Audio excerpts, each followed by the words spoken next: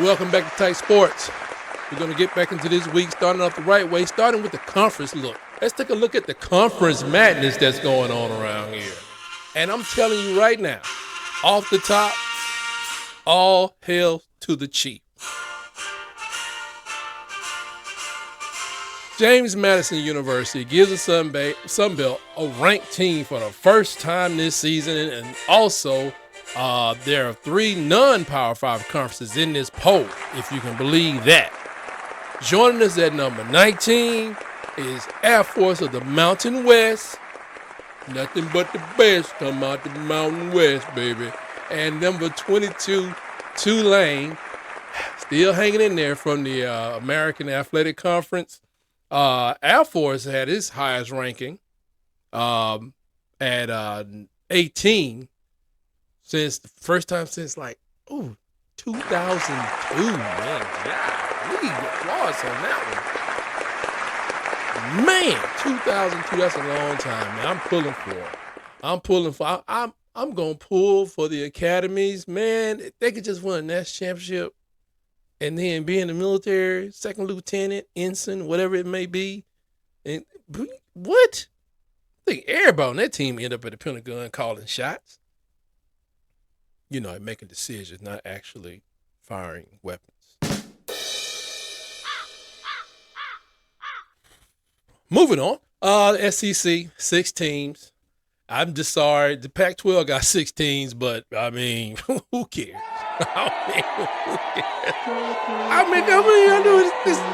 Come on. I would take UGA, Alabama, Ole Miss, LSU, Mizzou, Naval over Washington or Oregon State, Oregon, Utah, USC, UCLA. I mean, their positions are kind of the same, but when you wait it out, they don't want this smoke. They don't want none of this smoke. They don't want to come down here for this heat or for this smoke. Trust me. Okay, who's up here now? You got 4 teams out of the ACC. That would be FSU, looking pretty good. What happened, Unc? What happened, Unc? You got they fell down to 17. Louisville's at 17. Duke is at 20. The Big Ten. There's 3 teams out of the Big Ten. I wonder who it could be. Y'all know it's the same teams the whole season. It's nothing new. They shifted around a little bit. Michigan 2, OSU at 3, and we know they will eliminate each other. And then Penn State.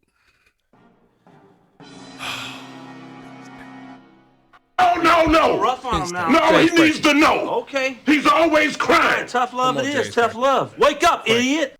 Franklin, hey, man, you got to get you a quarterback. You got to get you a quarterback, not in the mode of pre-John Elway. Bro, you need to get you a quarterback coming in like Steve Air McNair, bro. That's all your team need. 6'5", 240. I don't care. All these quarterbacks, they lumber around. They ain't got no about them. We're going to get you a Jalen Hurts, huh? We're going to get you a Lamar Jackson. What are you doing? But I digress. Save that for later.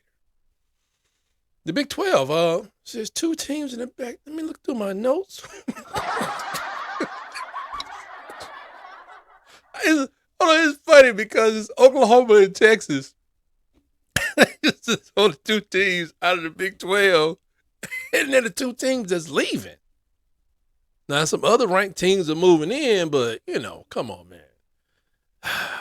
Oklahoma and Texas in at 6 and 7. Like, one lost to the other, so how are they back-to-back at 6 and 7? It's ridiculous. It's ridiculous. Oklahoma, they lose a game, then they're out of the playoffs too, obviously, because just whatever. We got about one team. Oh, the crowd is letting me know it's number 14. It's Notre Dame. Nobody cares. Notre Dame, your season is garbage. You are mud. Move on. I love Sam Hartman, and Coach Freeman is my brother. Notre Dame, I hate you. That's football program. I love Jesus, not the way you love Jesus, but I do love Jesus. Not the touchdown Jesus. Jesus. And that's a look at the conferences right now. Clearly, the Pac-12 and the SEC are doing the most. There will be some cannibalism there, and they won't always have 6 teams, or maybe they will, because they're going to beat down on the other conferences. But I think come bowl season, people are going to say, well, we were 14-0 in bowl games. Nobody cares. Nobody cares. Everybody knows what Saban used a non-playoff bowl game to do. Practice for next season. So it's not surprising to see him put freshmen at cornerback positions, put sophomores in the defensive line when you got seniors that can play. Because who cares? The check has been written. It'll be cashed like within 2 days, or not even cashed. It'll be electronically transferred in a couple of days. And the opportunity to go to a bowl is a great time for the kids or players. And it's more practice days for the coaches. So if you can't win a national championship, do as best as you can, and make sure you got you a game that starts after Christmas, so that you can get allowed to have 20 additional practice days. That is all those bowl games are about.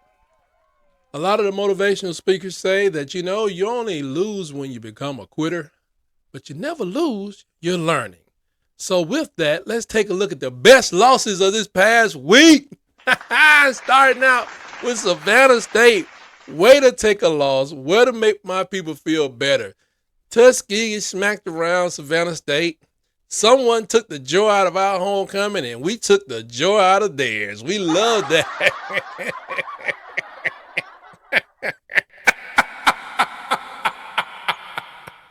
Vengeance is ours, in sports at least. Moving on. Oh, man, let me tell you something, boy. If you knew that UCF was in the Big 12, raise your hand. All right? Now smack yourself, because didn't nobody tell me nothing. I had no idea. I can't keep up with all these changes. Changes. OU, this game displayed a few of y'all chinks in your armor, and y'all got to do better to address that stuff. Moving on. Oh, wow. Oh, before y'all start. No, before y'all start. Stop it, audience. Before y'all start.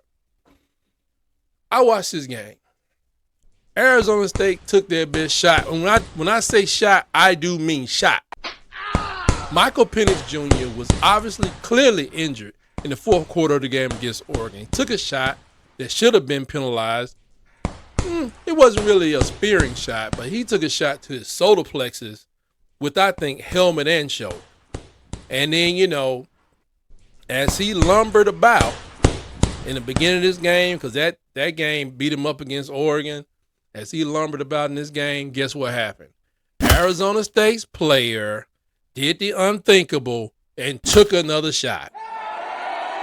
Early in the second quarter.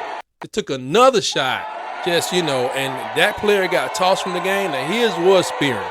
He led with his face mask, and he hit this man squarely in his chest, took him down to the ground. He had to step away for a second, but he had time to regroup himself while they, determined whether it was targeting. They threw the guy out. He went on then to throw for 3 interceptions. He had a fumble on his change. It was an awful game. It was almost a game where I'm thinking he's received a lot of, I won't say critiques, I won't say criticism, because he has been hurt from Indiana to Washington. He's been hurt, but he seems like he's in his man body now. And the last thing he wanted to do is sit out this past week and have that label on. So he went out there, had an awful game, but the kicker was outstanding and defense was outstanding, highlighted by a pick six that really kind of saved the day. They got another field goal late, and it was a narrow escape for sure. But this is, when you're on a national championship run, it's not always smooth. You don't just run through everybody. Alabama didn't even do that when they went back-to-back. Neither has Georgia. So, but, it was a narrow escape, but I think they learned a lot. I'm just hoping that dude can get a chance to heal up. I don't care nothing about the jinx of the Heisman Trophy. He may not know it. He may have heard it'd be better. His life would be better off without it. You can be over there with bumbling Baker if you want to. You do not want that Heisman Trophy in your house. Trust me. Just move on with your life. And let's see, the next loss I want to look into. Oh, my gosh. Ohio State just kept this ship moving forward. Coach Franklin, man.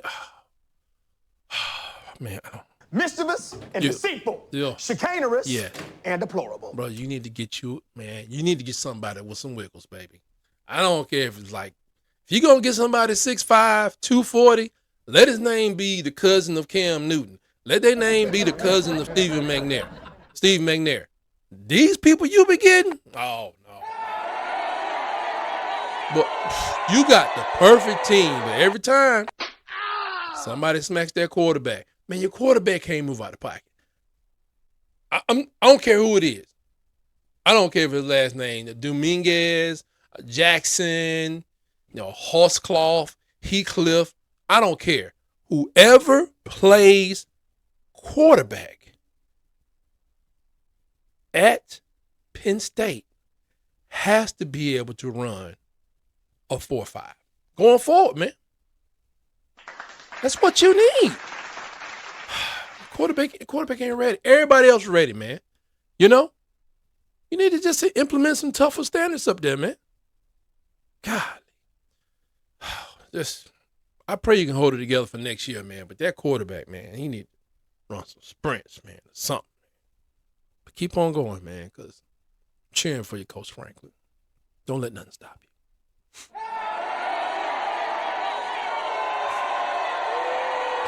Y'all shut up. It hurts. Ow! Ow!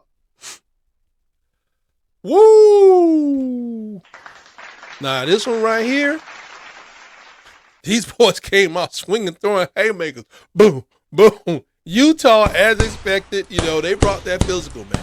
They brought the physical and a complete set of video study notes to USC's playbook to eke out a win. I mean, they made everything that Lincoln threw out there, they made it just like almost null and void, man. They just did a wonderful job. I ain't gonna lie.